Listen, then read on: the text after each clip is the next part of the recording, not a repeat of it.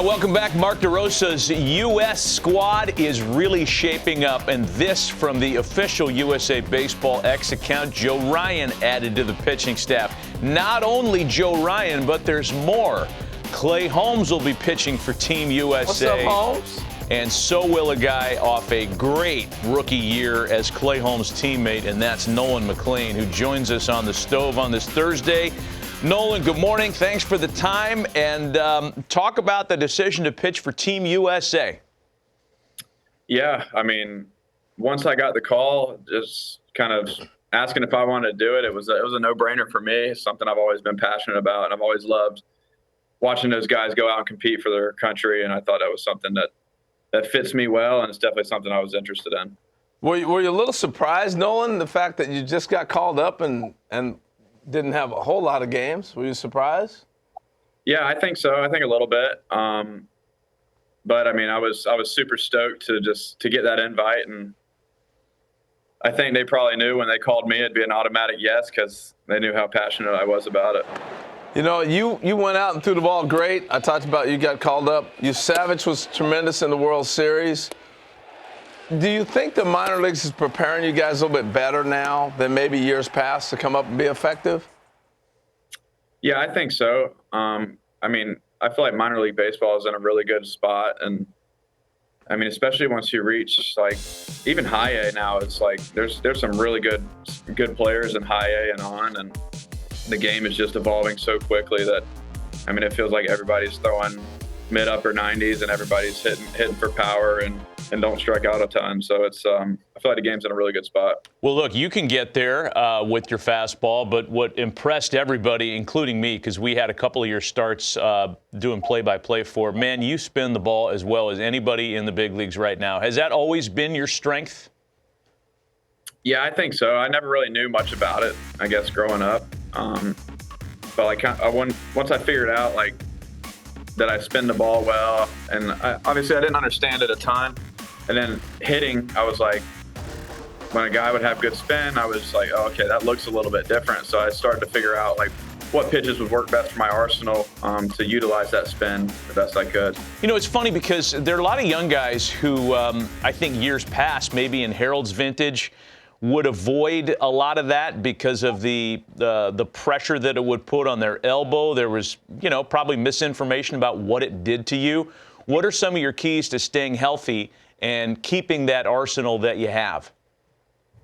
Yeah, I mean, I try to live in the weight room as much as I can and just kind of build up that base and that capacity to throw for as long and as many pitches and as long into the season as I can. I think everything starts in the off season and making sure once I get to the season, not really losing any strength or losing that capacity to be able to throw deep into games.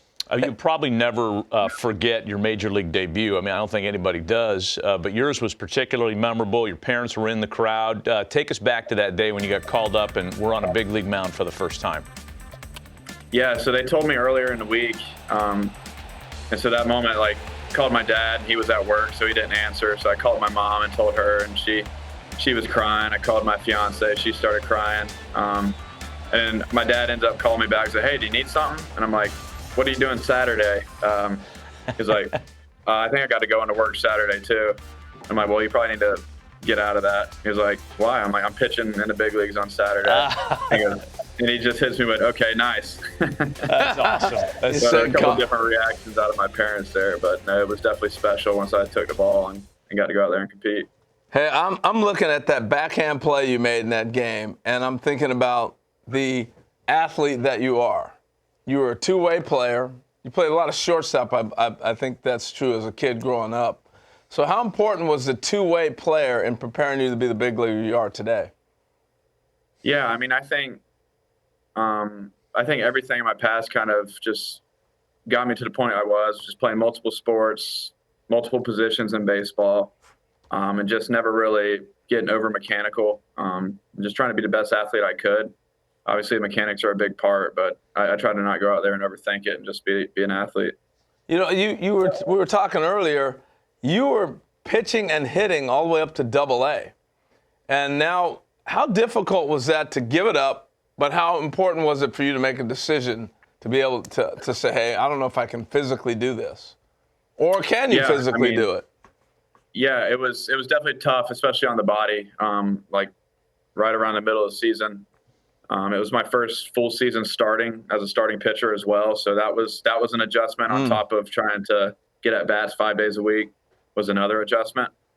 And just by the All-Star break, my legs were shot, and I just talked to some of our guys, and I was just like, hey, I think I need to just try pitching. It might not be permanent, but I think this is the best route for me for right now. I mean, the And then obvious I'm starting to is feel better and better. when you see Shohei do this, how do you just marvel? How does he do this?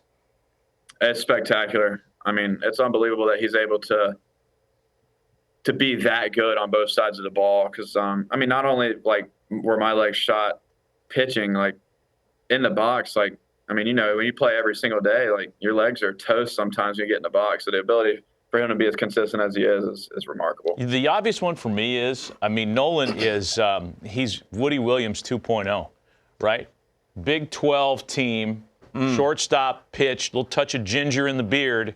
Google Woody Williams, Nolan. That's your guy. He man. loves the look. That's Tom. your guy. Hey, I just want to finish this, and then Matt's going to wrap this up. But Roger Clemens, he and I were talking about a conversation of how he got in the box in an All-Star game. And Dwight Gooden threw a fastball, and he turned to the umpire and said, I throw that hard? And the umpire said, yeah. And he goes, I'll never throw another fastball.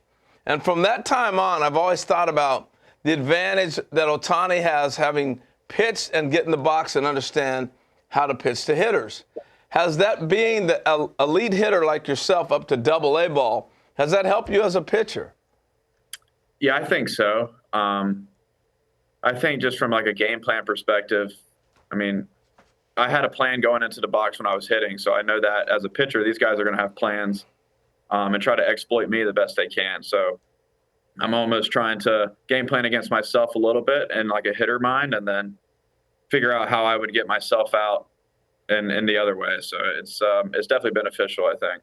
you're hanging out in Flushing, Queens this week, and we have a social media post that will explain what you're doing here. This is from Anthony Tacoma. Clay Holmes will play Santa Claus at this year's Mets holiday party alongside yourself and your staff mate Brandon Sproat and Jonah Tong as a trio of elves. What are they doing to you? What do we got? Is this a rookie prank or what? I don't know. I mean, we were told we were coming up for a holiday party, but they didn't explain all those details. So they kind of finessed us with that one. But yeah, I just saw the outfits we're going to have to put on. So that should be. Are you wearing tights, green tights? They're not quite tights. It's not quite like Buddy the Elf, but it's pretty close. I got to say, it's pretty close. It is I'm New sure York. There'll be some pictures released that we don't really want out there, but yeah, it's gonna be funny. Hey, last thing for me, Nolan, is you're going to be playing with our teammate, or playing for our teammate, Mark DeRosa, who is so passionate about this project, about Team USA, about the World Baseball Classic. 16 years in the big leagues, like the guy's what you want. What kind of conversations have you had with D-Row, and what do you know about him as a manager? Yeah, I mean, I love his passion for the game. I mean, just watching him break down hitters, break down pitchers on TV is like you can tell the guy just loves ball, and that's somebody that I obviously want to play for. And when he called me to give me the invitation to come play, I mean, I could tell how fired up he was about getting to go out there and compete with us, and I mean, that just made it that much easier for me to have that commitment. Awesome, man. Have fun as an elf this week. Get over that. And then we look forward to watching you back out there in uniform for Team USA and for the Mets. Thanks for the visit, man. Happy holidays. Yeah, happy holidays. Appreciate it.